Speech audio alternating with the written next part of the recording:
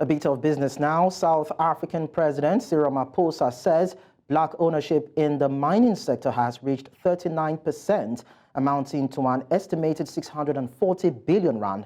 However, Duma Gquabule, an expert and research associate at the Social Policy Initiative, contests these figures, stating that black ownership is actually 5.4%.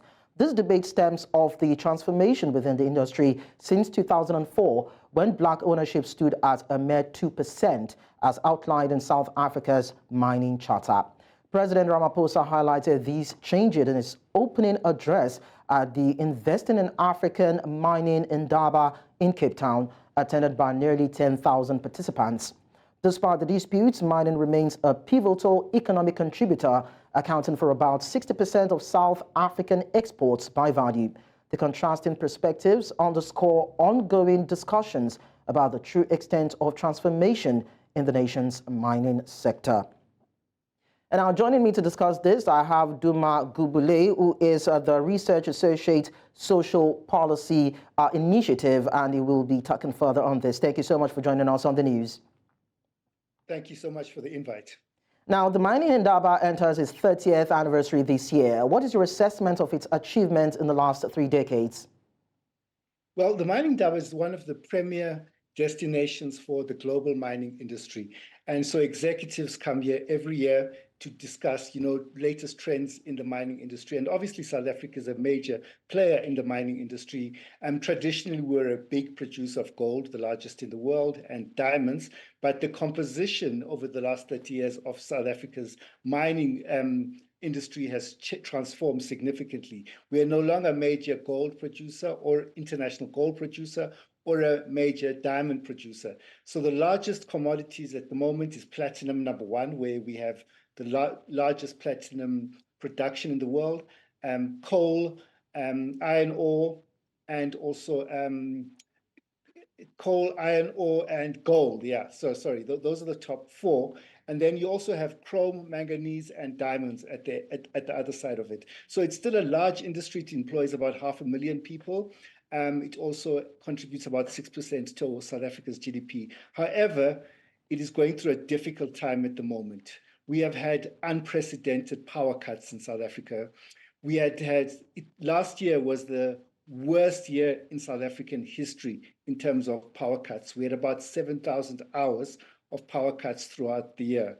The second issue is that there's been a collapse of our state-owned transport company called Transnet. And it was a sudden collapse over the last 2 years. Okay. And miners are struggling to send out exports to our to our export markets because of the problems in terms of our transport logistics system. Okay, so you disagreed with President Ramaphosa as regards the black ownership percentage of the mining sector. So can you provide specific evidence or probably data to support your claim that the black ownership in the South African mining sector is 5.4% rather than what was reported by President Cyril Ramaphosa, that is 39%?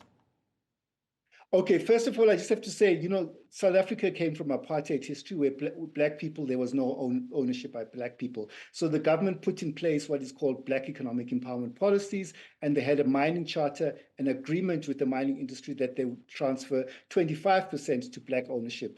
So the problem is that there's a number of the way they calculate it is it's actually, I don't know, they found a way to game the system, and they bullied the government into accepting certain principles.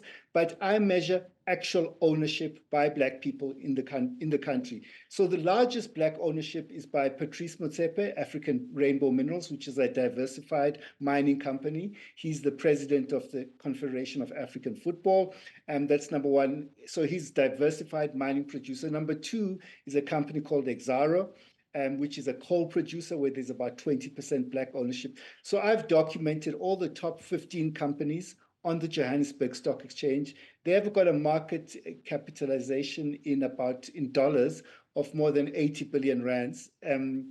Those mining companies, $80 billion, sorry. And so I've looked at every single one of those top 15 companies on the Johannesburg Stock Exchange, and the actual black ownership is about 5.4%. Now, there's one large coal company, black owned, which is not on the stock exchange, but I do not know. I've talked to them. I do not know the exact value of the company because it's unlisted. So that is a large one. So it could be slightly above 5.4%, probably around 6.4 to 7% if you include that large owned company. So now, is there a need to improve or increase the number of black ownership of the sector? If that is done or canvassed for, would it improve the quality of the sector? Would it improve in terms of its contribution to the country's economic growth? Well, the problem is that South Africa is the most unequal country in the world. We've got these racial inequalities. And I mean, the government, but the government has backtracked from these racial policies, from the transformation policies under the Ramaphosa administration.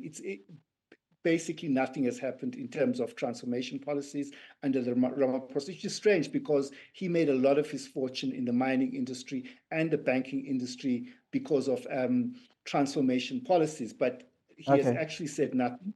And the mines and the banks have bullied the government into backtracking in terms of their commitments to transform these industries. All right. Thank you so much, Duma Gquabule, for talking to us. Thank you.